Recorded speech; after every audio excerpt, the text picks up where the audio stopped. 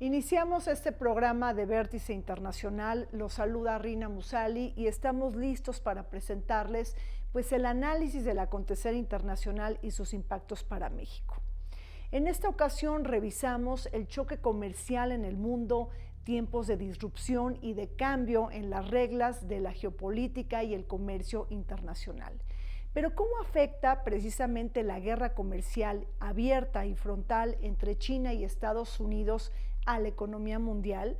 ¿Podrán avanzar, por ejemplo, el Tratado de Libre Comercio de Japón, Corea del Sur con China, los principales aliados históricos de Estados Unidos?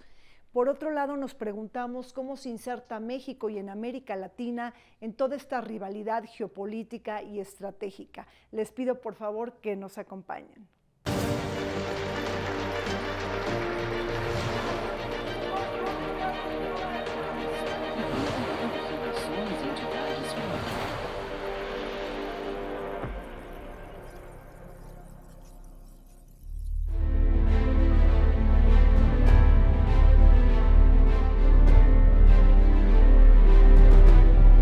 El mundo atestigua mutaciones históricas.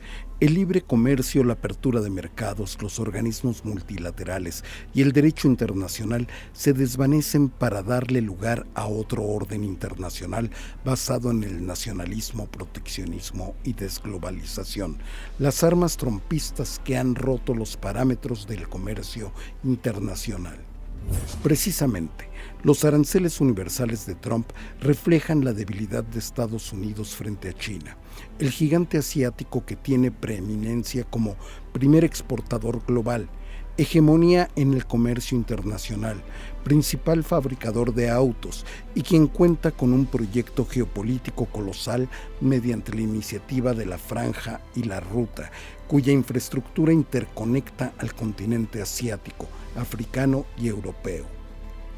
Asimismo, China es el líder del Tratado de Libre Comercio más grande del mundo, la Asociación Económica Integral Regional, que concentra el 30% del PIB mundial.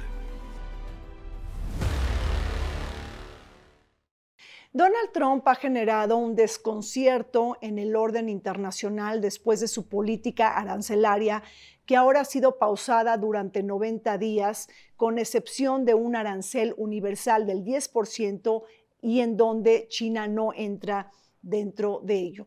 Pero para hablar sobre esta rivalidad entre China y Estados Unidos y cómo impacta todo esto a la geopolítica en Asia, nos acompañan desde la sala embajadores de la Asociación del Servicio Exterior Mexicano, nuestros invitados del día de hoy, el doctor Víctor Kerber Palma. Él es director de la Cátedra de Japón del ITAM. Bienvenido, Víctor. Muchas gracias, Rina.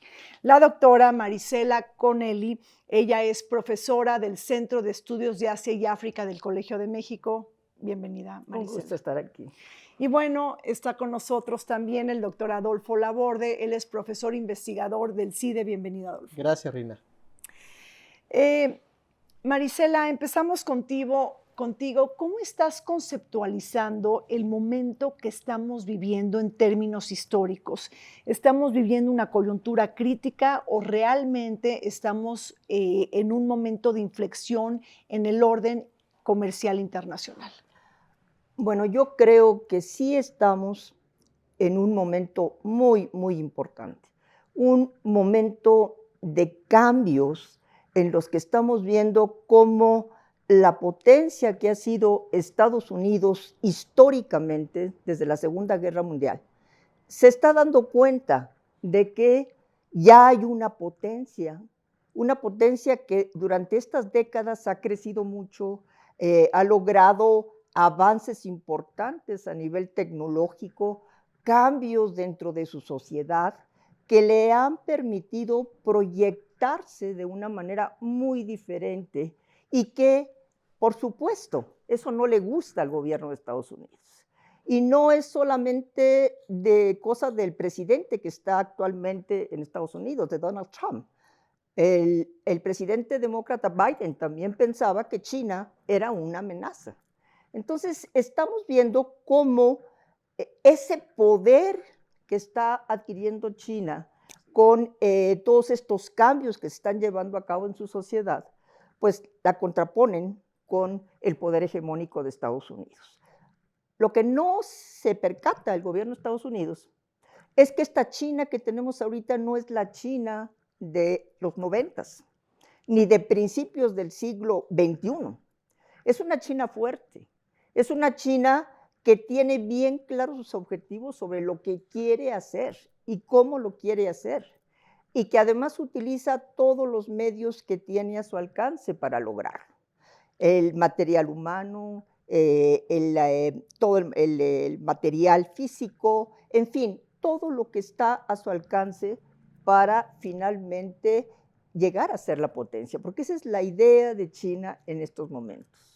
Llegar a ser la potencia. A ver, Adolfo, Víctor, por ejemplo, lo que estamos entonces viendo, digo, traemos una montaña rusa en materia de noticias, todo está muy frenético, pero finalmente entonces el Make America Great Again es precisamente una política para contener el arrollaje que nos va a dar China frente a Estados Unidos. Por eso vemos a Donald Trump tan fúrico, tan frenético.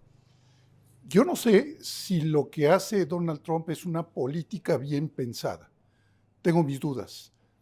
Me parece más bien que esto de Make America Great Again es un eslogan que utilizó en sus campañas anteriores y ahora.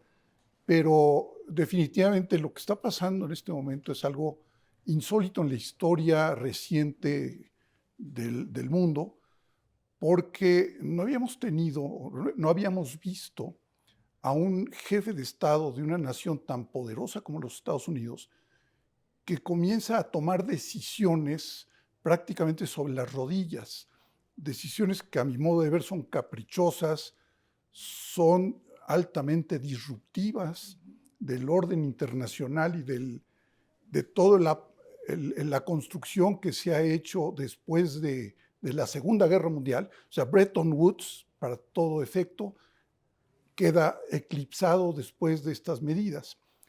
Entonces sí, hay que empezar a pensar en un mundo diferente a partir de lo que estamos viendo ahora.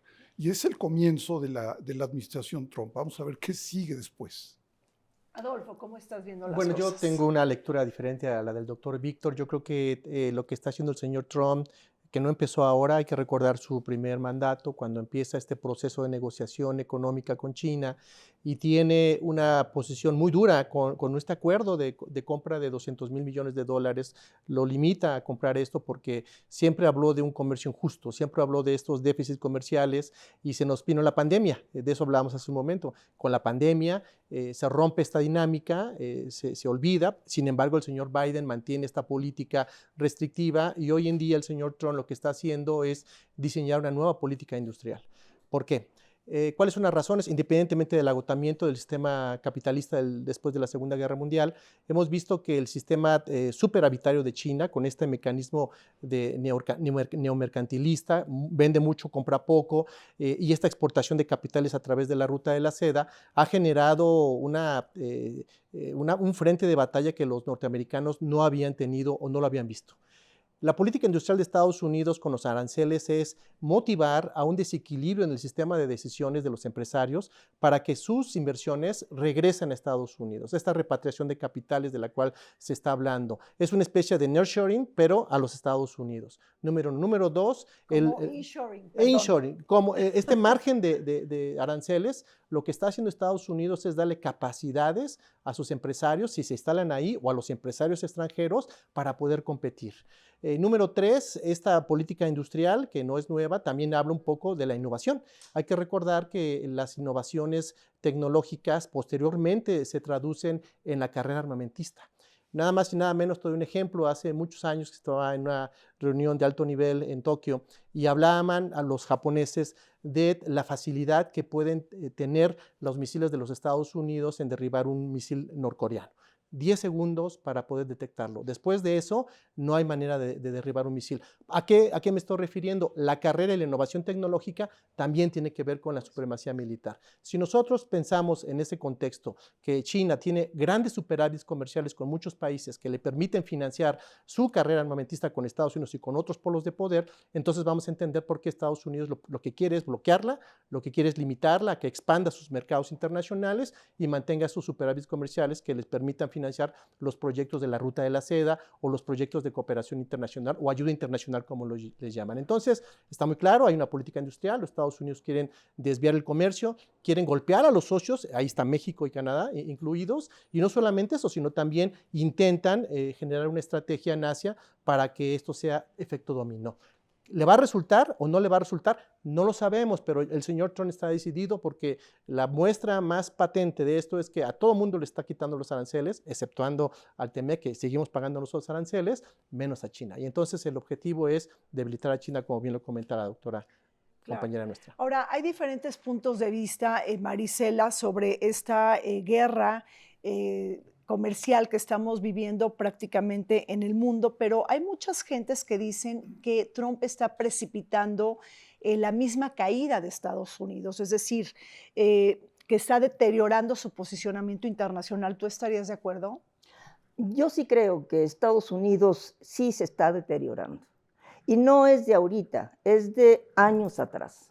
Se está deteriorando porque ha tenido una autoconfianza en su poder que ha hecho que no avance, porque ese es el punto. Estados Unidos no ha seguido con esa dinámica de avance. ¿Qué voy a hacer ahora para poder sobrepasar a China a nivel tecnológico? Y en vez de que apoye el avance tecnológico, lo está atacando a sus investigadores, está atacando a sus universidades. En cambio, China, ¿qué está haciendo? China le dice a los grandes investigadores que se formaron en Estados Unidos, que trabajaron en Estados Unidos, vénganse a China y les voy a dar todo lo que ustedes quieran, pero trabajan en China. Además, China está tratando de que sus universidades tengan una dinámica importante en todo esto. Mucho financiamiento a las universidades, por eso es que los académicos chinos producen más artículos, investigaciones que los de Estados Unidos y estadísticamente está comprobado. Además, los institutos chinos de investigación tienen objetivos precisos sobre lo que quieren hacer y cómo lo quieren hacer, que está vinculado precisamente con los objetivos nacionales. Entonces ahí vemos la gran diferencia que hay entre la política que está siguiendo Estados Unidos y la política que está siguiendo China, ¿no? Víctor, ¿cómo estás viendo esto? Es decir, hay una supremacía de China, por así decirlo, como exportador, el primer exportador del mundo, el primer exportador de autos. Tenemos allá la franja de la Ruta y de la Seda.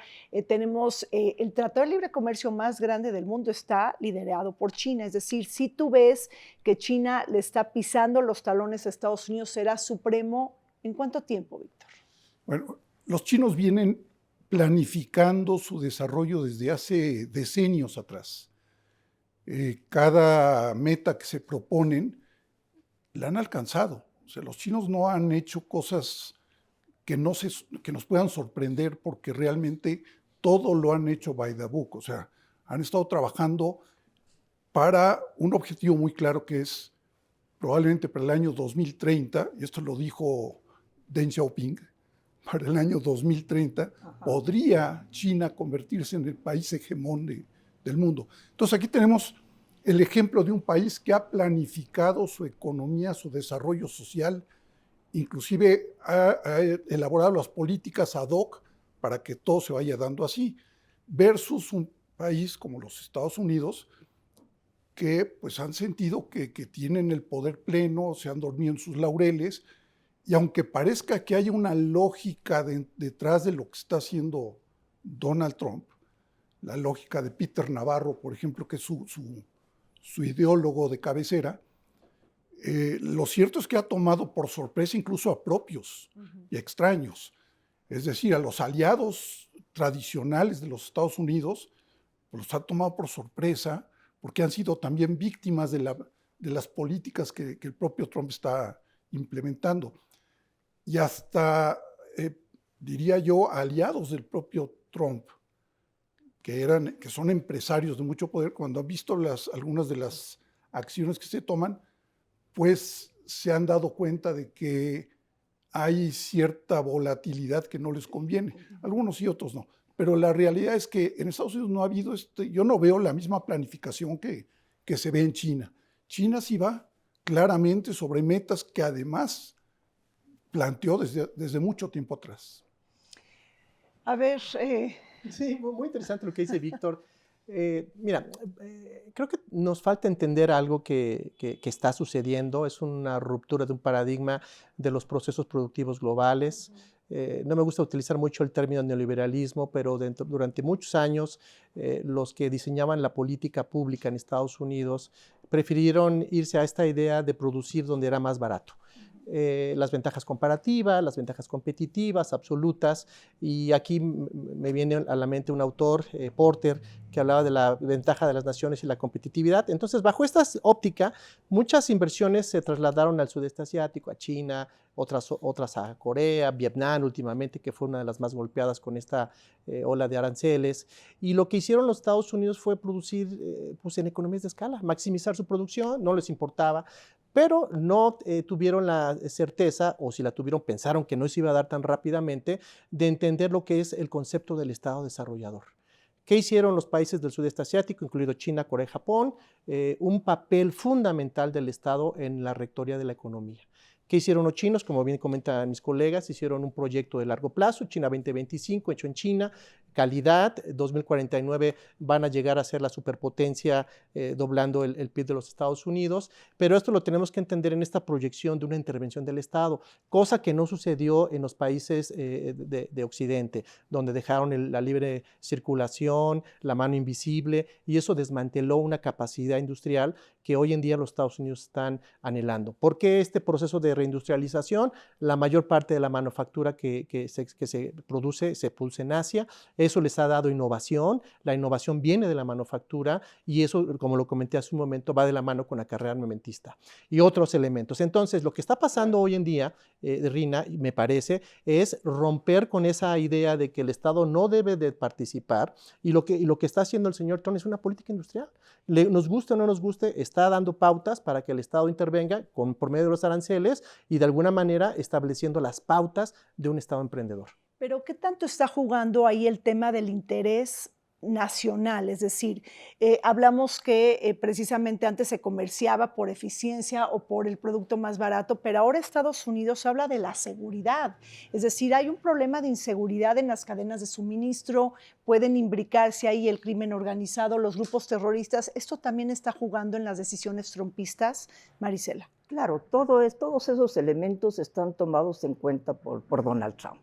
A él le preocupa mucho precisamente esa situación que se dio con las drogas, con el fentanilo, con el papel que está jugando China precisamente proporcionando los elementos para que se haga la droga potente, la forma en que China pues se ha introducido todo esto a través de México y de México a Estados Unidos. Entonces, todas esas cuestiones le preocupan mucho a Donald Trump. Pero también le está preocupando eso, ¿no? Cómo sus empresas, cuando China se abrió y se empezaron a establecer en territorio chino con todo lo que les dio China para que pudieran producir ahí, pues se fue toda la industria hacia afuera, todo el mundo quería estar produciendo en China y se da este fenómeno precisamente, ¿no? De que ahora Estados Unidos dice no.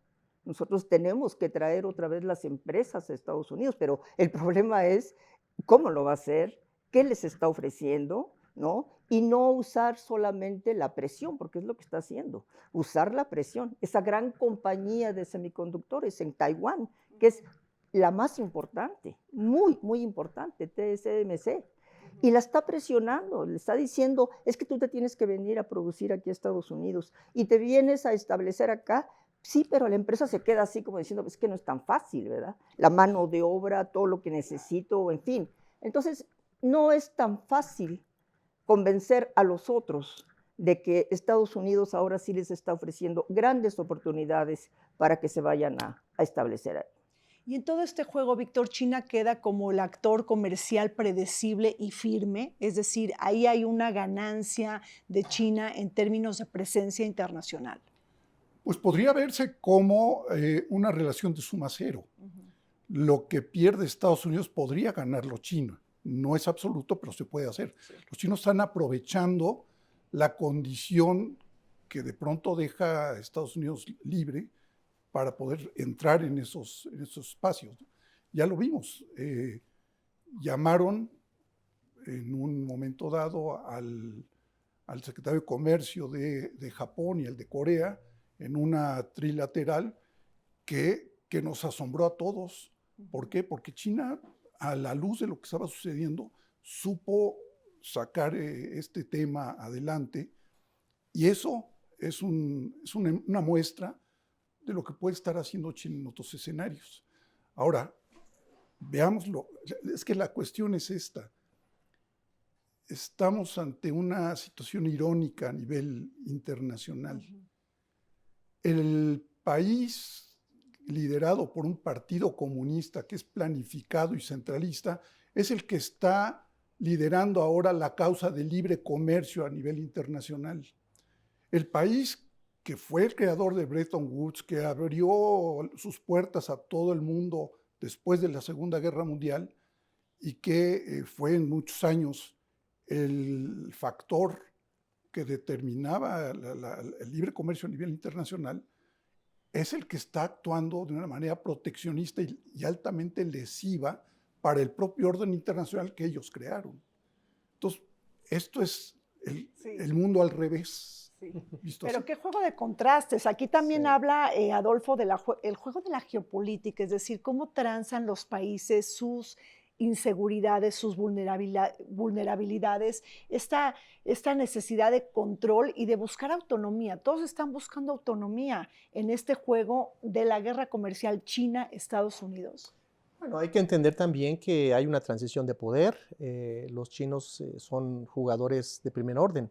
Ya le juegan a Estados Unidos del tú a tú, pero eso tampoco quiere decir que Estados Unidos va a dejar que esto transite de manera natural. La prueba es que hay nada más y nada menos 35,000 soldados desplegados en Okinawa, otros 30,000 en Corea del Sur, algunas Guam, tenemos una base en Guam, y eso es parte de esta estrategia para disuadir a China que no crezca. Hay una gran cantidad de conflictos territoriales de los que no hemos hablado y que se conoce que hay en el sudeste asiático, y existen todos los combos de conflicto.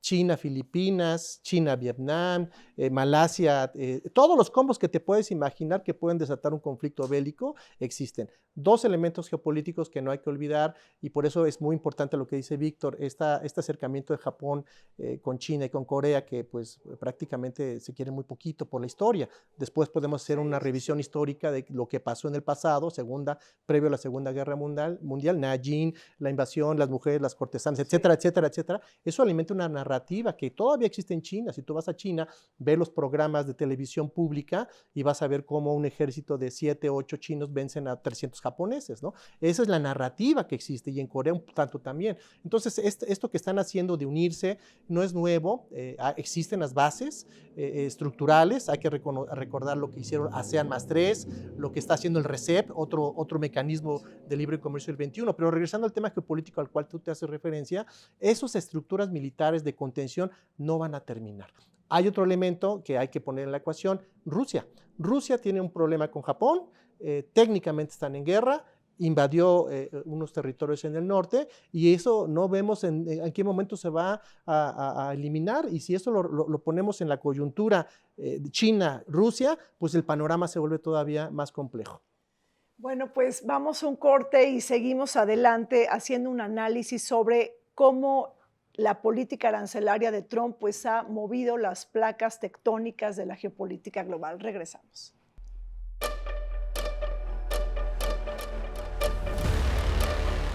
La presencia militar de Estados Unidos en Asia responde a una estrategia geopolítica centrada en la contención de amenazas, la unión con sus aliados y el mantenimiento de la estabilidad regional bajo los ideales estadounidenses.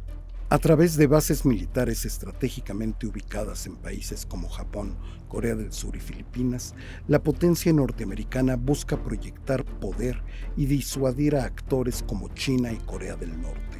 Pero esta presencia ha generado tensiones diplomáticas y debates locales sobre soberanía de los países en los que se encuentran sus bases militares. A pesar de ello, Washington prioriza su presencia en el Indo-Pacífico.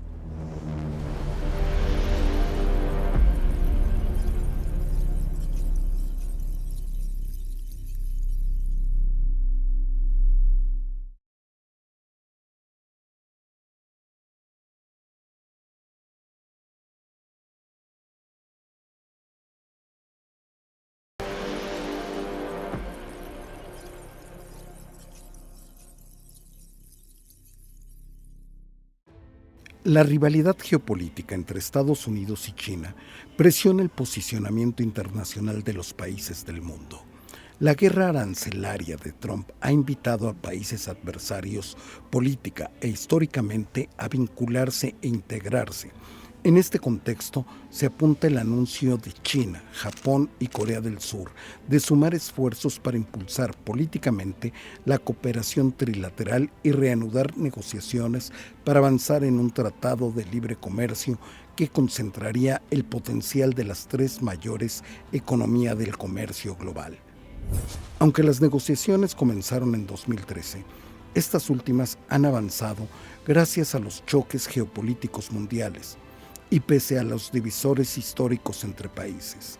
No olvidemos la invasión japonesa de China en la década de los años 30 y la rendición de Japón cuando perdió la Segunda Guerra Mundial. Seguimos descifrando los giros geopolíticos entre Estados Unidos y China a partir de la política arancelaria de Donald Trump. Marisela, esta guerra comercial ya abierta, ya frontal entre China y Estados Unidos con una cantidad de aranceles ya muy a la par, alrededor del 140 o 150%, ¿cómo pudieran acelerar, si es que tiene algún vínculo, una posible reincorporación de China de Taiwán? Bueno, el tema de Taiwán ha estado presente desde hace muchos años. ¿Por qué? Porque desde la primera administración de Trump, Estados Unidos empezó a cambiar su política hacia Taiwán. Porque recordemos que Taiwán es considerado una parte de China por el gobierno del Partido Comunista Chino y Taiwán a nivel internacional no tiene calidad de Estado. Y a la mayoría de los países que tienen relaciones diplomáticas con China aceptan esa situación. Empezó Trump a cambiar esa situación cuando se acerca demasiado a Taiwán, cuando en la administración Biden empiezan ellos a decir que Taiwán es democrático, que se le debe de impulsar, y ahora en este periodo Trump tiene una línea hacia Taiwán que realmente es muy peligrosa. ¿Por qué? Porque lo que está haciendo Trump es decir, hay que darle juego a Taiwán. Hay que defender a Taiwán para que China no se arriesgue a tomarlo por medio de la violencia.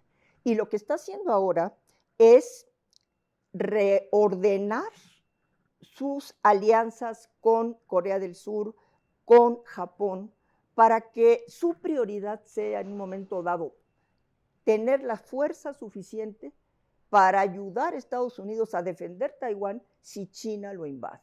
Entonces es una situación muy difícil, muy complicada, porque nosotros sabemos que China en cuestión de seguridad y en cuestión de soberanía simplemente no cede. Y Taiwán nunca va a ser una isla que China diga, bueno, que se vaya, yo ya no quiero nada con Taiwán. No. Entonces es muy complicado ahora lo que está pasando.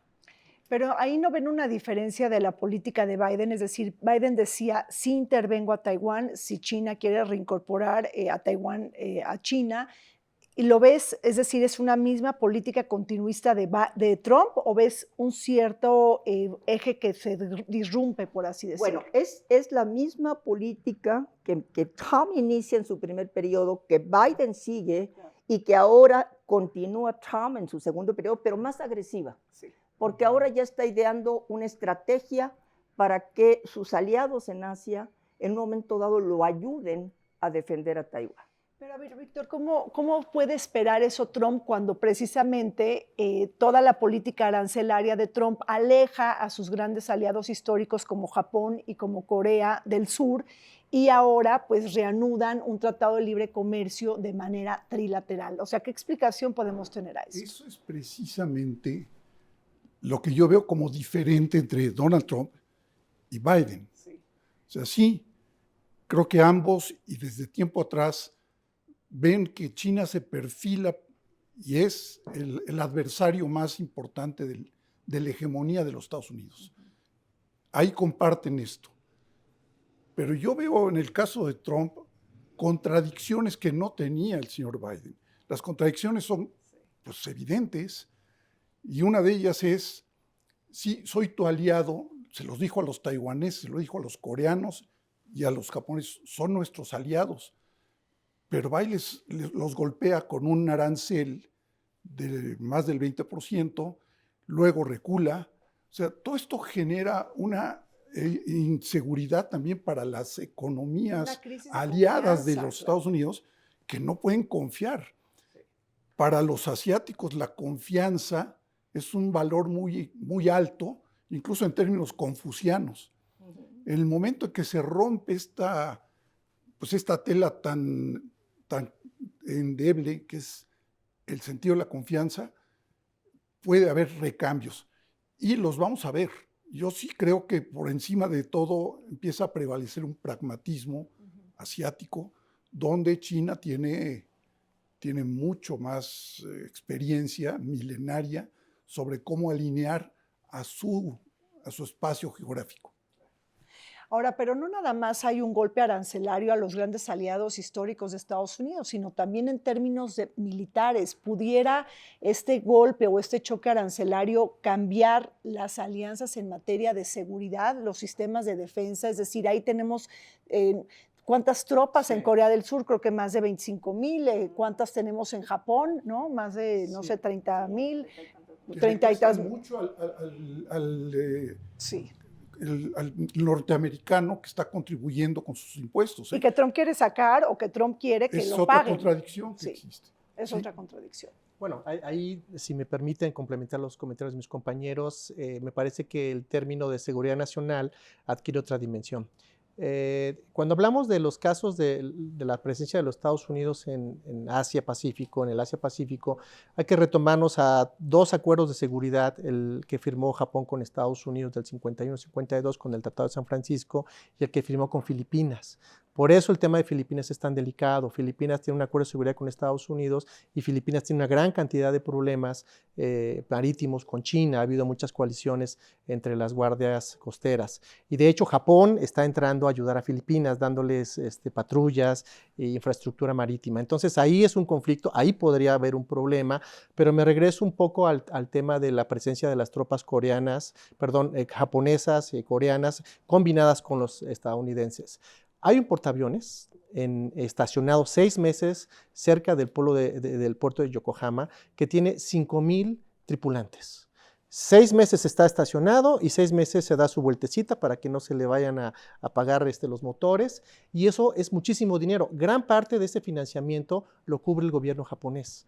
El gobierno japonés paga por su seguridad y eso también está replanteando un poco el discurso de lo que ellos consideran como una política pacifista. La política pacifista, y empezó con Abe, se está replanteando a través del replanteamiento de su artículo de la renuncia a la guerra. Entonces, este artículo ha hecho que los japoneses en los últimos 5 años tengan una capacidad de movilidad de tropas con 2 portaaviones que tienen aviones F-35 capaces de despegar de manera vertical. Entonces, Japón se está armando, sus fuerzas de autodefensa son el sexto ejército del mundo, y eso también no tiene muy contentos a los coreanos y a los chinos, que dicho sea de paso, tienen problemas territoriales con 2 islas que están ahí. Entonces, no sé si el tema arancelario, porque tendríamos que recordar lo que pasó en los años 80 con el castigo arancelario que Estados Unidos le dio a la industria automotriz, vaya a ser lo suficientemente importante para cambiar esta lógica de la seguridad nacional y las alianzas políticas que tiene Estados Unidos con Corea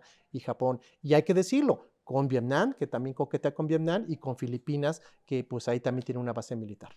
Entonces, Maricela, estamos viendo que se están borrando estos divisores históricos, estos divisores políticos entre los grandes aliados de Estados Unidos, Japón y Corea del Sur con China. Es decir, eso es lo que estamos viendo, eso es lo que está precipitando Donald Trump. Lo que está pasando ahorita es que, por un lado, Donald Trump está presionando a sus aliados.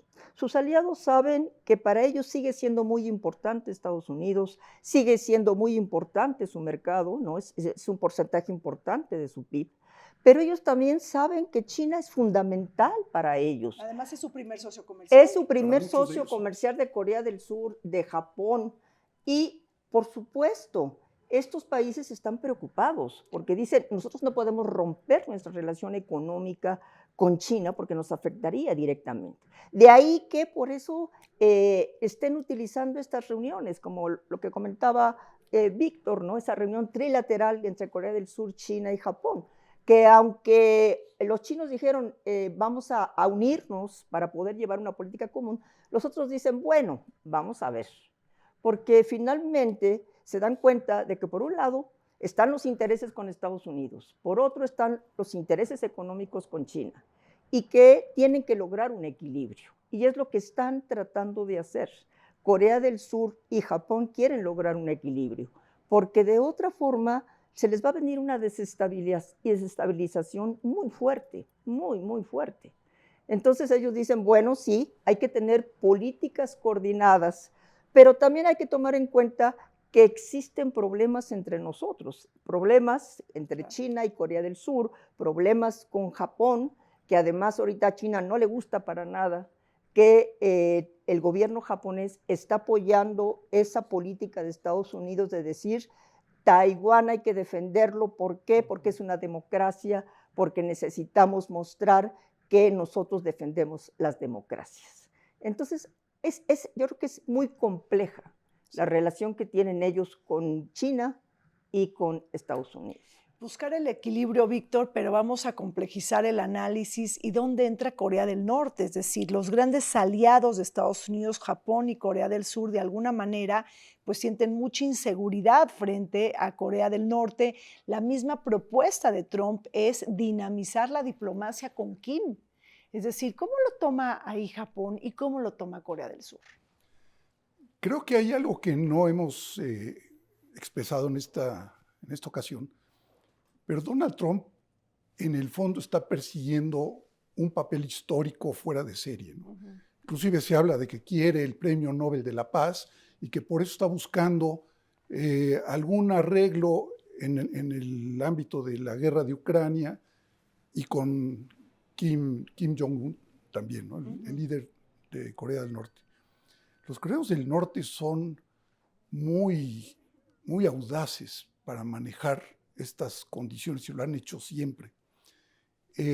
A Donald Trump lo invitó Kim Jong-un en su periodo anterior a dialogar, jugó con él un rato y nunca se obtuvo nada.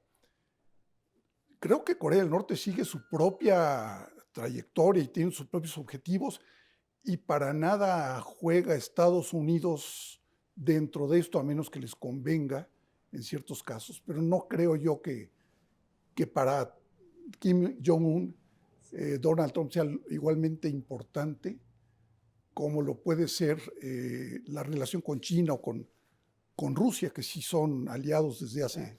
Pero no hay que olvidar que Kim Jong-un mandó 10,000 tropas a Ucrania. Sí. Es decir, ahí cómo está este juego, Adolfo. Bueno, es parte de esta idea de que Corea del Norte puede ser un instrumento de presión política en la política regional. Nada más y nada menos, siempre que los coreanos del norte lanzan un misil por suelo japonés, ya sea por Hokkaido o al mar de Japón, pues se prenden las alarmas, ¿no? ¿Por qué? Bueno, pues hay que recordar que gracias al apoyo chino, Corea del Norte sobrevive.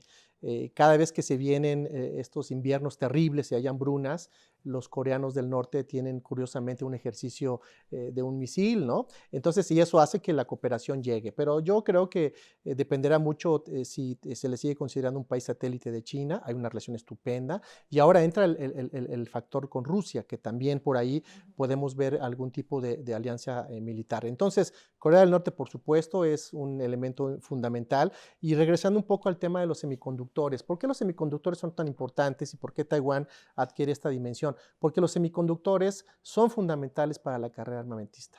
Los semiconductores son fundamentales para estos misiles supersónicos que no son detectados. Los semiconductores entran en esta ecuación de la nueva diplomacia de los semiconductores de Estados Unidos. Lo comentó estupendamente Marisela, que se van a construir una serie de plantas en Estados Unidos, me parece que es en Nuevo México o en Arizona, es una inversión millonaria. Y nada más les pongo un ejemplo, cuando yo estuve representando a México en Japón, hubo un incendio de una fábrica japonesa de semiconductores. Entonces, la instrucción de la Cancillería y la instrucción de la Secretaría de Economía era acérquense para traerlos a México. 6 meses no me dieron una cita para poder ni siquiera hablar. Imagínate, los semiconductores es un tema de seguridad nacional. ¿Cómo te explicas que los taiwaneses hayan decidido trasladar parte de su proceso de ensamble y proceso tecnológico a Nuevo México o Arizona? Es esta alianza política que yo le llamo la diplomacia del semiconductor, que de alguna manera blinda a Taiwán. ¿Y por qué digo Taiwán? Porque ahí entran también los japoneses con el acuerdo de seguridad y de cooperación marítimo que tienen con este país. Entonces, en cualquier momento, esto puede desencadenar un conflicto, pero no solamente eso, regresando al tema de Corea del Norte también es un elemento de presión política que en cualquier circunstancia puede jugar de un lado u otro. Ahora, inclusive Trump también sabe cómo jugar con sus contrapartes políticas, es decir, es muy audaz en el sentido de que ahora toma también ventaja del drama político que se vive en Corea del Sur, ¿no? Con la destitución de Yoon. Entonces tenemos un presidente una presidencia interina, tenemos elecciones próximamente el 3 de junio, si no me equivoco, en Corea del Sur. Y ahí entonces Corea del Sur, o sea, ¿cuál es el sentimiento de los surcoreanos? Una desconfianza absoluta frente a Estados Unidos, es decir, cuando quiere reanudar su diplomacia con Kim. Sí, yo creo que en Corea del Sur está en una situación muy débil ahorita, porque, como tú dices, ¿no? Hay ahorita todos esos problemas a nivel gobierno, todo el escándalo que se vino con su presidente y nuevas elecciones. Entonces, no está en condiciones de poder tener una respuesta efectiva hacia lo que está haciendo Trump. Y yo creo que el gobierno Trump se está tomando ventaja precisamente de esta debilidad que tiene ahorita Corea del Sur. Y por eso mismo es que Corea pues, también está viendo a Japón, ¿no? Independientemente de los problemas que tengan entre sí, pero está viendo a Japón. Y lo mismo a China, ¿no? Para poder en cierta forma no tener una política conjunta integrada, pero sí poder mostrar que en un momento dado, bueno, ellos podían negociar y seguir una estrategia. Entonces es una forma, ¿no? de ir enfrentando esto que a veces parece una cosa impredecible, ¿verdad? Y dicen, bueno, ¿qué vamos a hacer con este hombre? ¿Qué vamos a hacer con Trump? ¿Verdad? Que ahorita nos dice una cosa y mañana la otra. Entonces, por eso es tan importante. Y lo otro, ¿no? Cómo Trump sí le está apostando a toda esa fuerza militar que tiene en Corea del Sur, en Japón. Está presionando a todos estos gobiernos para que aumenten su gasto militar. Recordemos, por ejemplo, con Japón, que desde Shinzo Abe empezó a borrar el 1% del PIB para gastos militares y ahora ya gasta mucho más. Entonces ahí nos damos cuenta, ¿no? de cómo sí hay esa tendencia a fortalecerse militarmente, a la necesidad de estar preparados para lo que venga, porque sí se dan cuenta de que estamos en una situación en donde ya hay una potencia que finalmente está pidiendo que se reconfigure el sistema internacional para que ella tenga el lugar que piensa que debe de tener. Y en ese caso es China, ¿no? Vamos un corte, regresamos, seguimos adelante con este análisis de la geopolítica global, de la guerra comercial entre China y Estados Unidos y sus implicaciones para Asia. Volvemos. Los ministros de Industria y el Comercio de Japón, China y Corea del Sur han mantenido conversaciones para fortalecer la cooperación en aras de promover el libre comercio. Esto en plena guerra comercial desencadenada por la política arancelaria estadounidense. Un posible tratado de libre comercio entre China, Japón y Corea del Sur representaría un hito económico en Asia Oriental, al integrar a 3 de las mayores economías del continente en un bloque comercial con gran potencial de crecimiento. Este acuerdo permitiría la reducción de barreras arancelarias, la estandarización de regulaciones y el fomento de inversiones entre los 3 países, fortaleciendo su competitividad global y su capacidad de respuesta ante crisis económicas.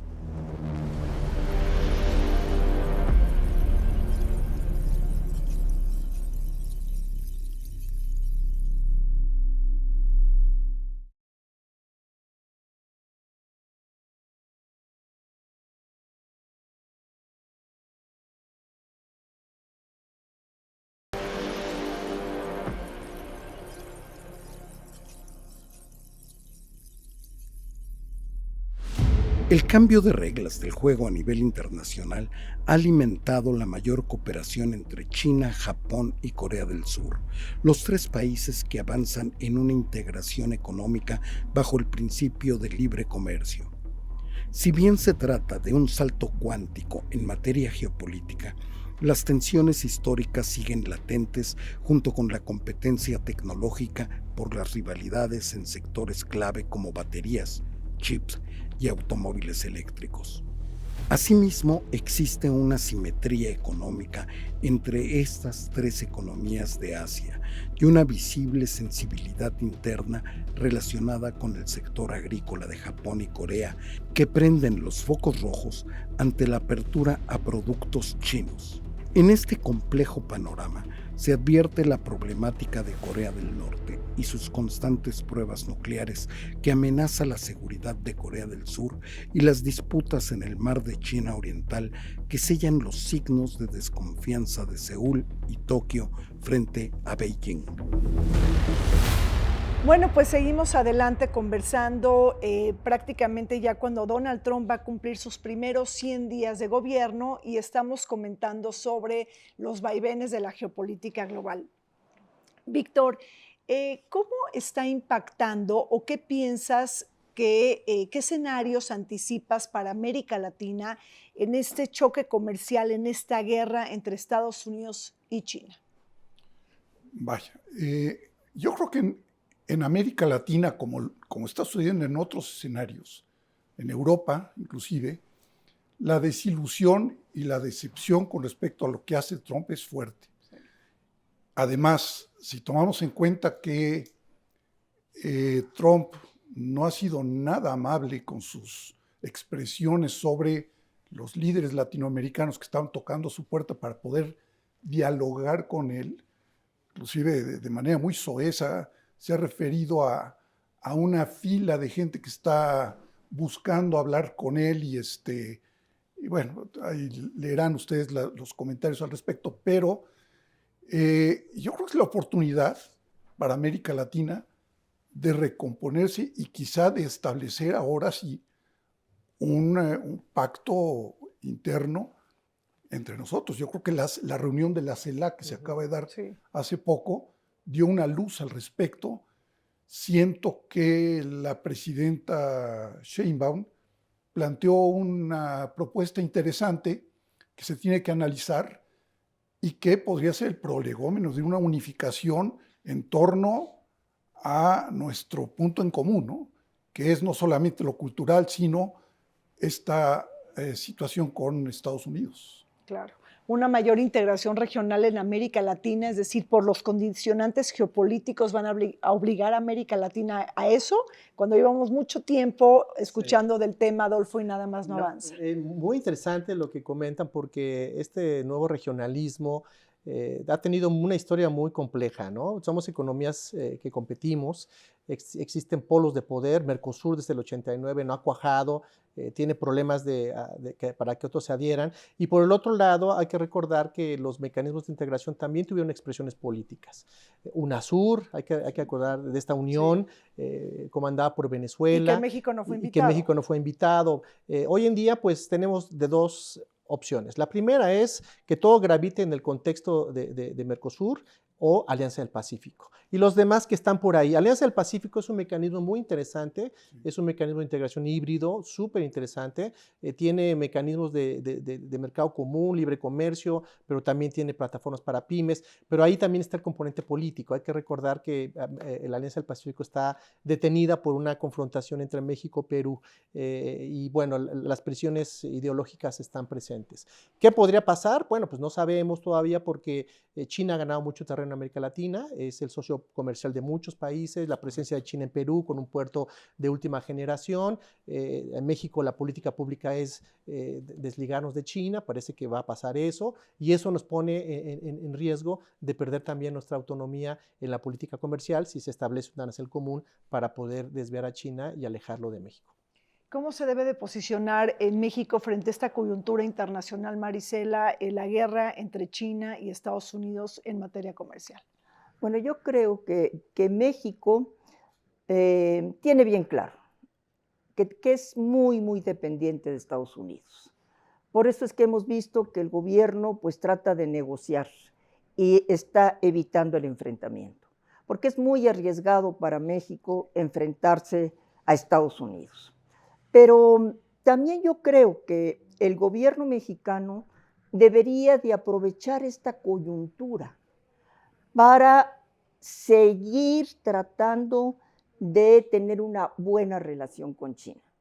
Porque China durante estos años lo que ha hecho es, no solamente en México, sino en toda América Latina, tener una política tendiente precisamente a incrementar las relaciones comerciales, las relaciones culturales y las relaciones en general. Tiene una proyección en donde precisamente ve dónde tiene que invertir y cómo tiene que invertir. En México, por ejemplo. En México, aunque todavía sigue siendo muy pequeña la inversión china, pero ha entrado de poco a poco. Y ahorita México es el mercado que tiene más autos chinos. Por eso se enoja tanto Trump. Entonces México tiene que valorar su relación con China, tiene que tener una estrategia que le permita precisamente no solamente contrarrestar esa posición de Estados Unidos de que dice tú me tienes que obedecer porque estás muy, muy ligado a mí económicamente, sino que tenga también ese juego, esa posibilidad de negociar, decir yo tengo otras opciones, ¿no? Y China está muy interesada en eso, aunque también China no quiere el enfrentamiento abierto en ese sentido con Estados Unidos. Víctor, y ahí entra el sur global cuando Maricela habla de alternativas, es decir, China forma parte del sur global y México también. No, sin duda.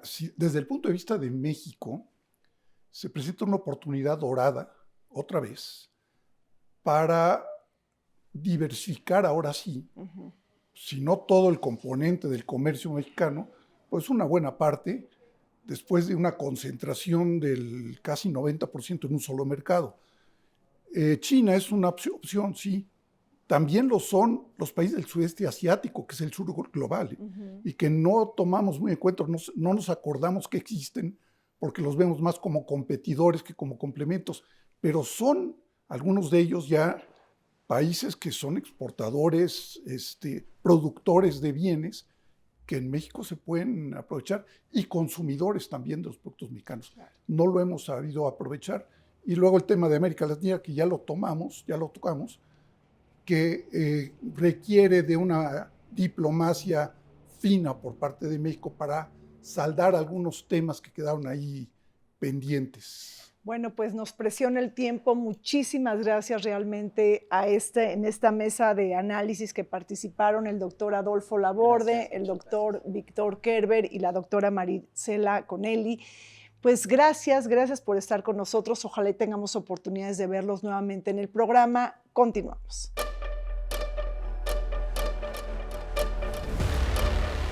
La Asociación Económica Integral Regional, más conocida como la RCEP por sus siglas en inglés, es un acuerdo de libre comercio firmado por 15 países de Asia y Oceanía, incluidos China, Japón, Corea del Sur, Australia, Nueva Zelanda y las 10 naciones de la ASEAN en noviembre de 2020 y que entró en vigor desde enero de 2022. Este tratado abarca aproximadamente el 30% del PIB global y de la población mundial, consolidando una gigantesca zona de libre comercio que busca facilitar el intercambio de bienes, servicios e inversiones mediante la reducción de aranceles, la armonización de normas y la simplificación de procedimientos aduaneros. Aunque ha sido criticado por su falta de disposiciones estrictas en temas como medio ambiente y derechos laborales, representa un paso clave hacia una mayor integración económica en la región Asia-Pacífico.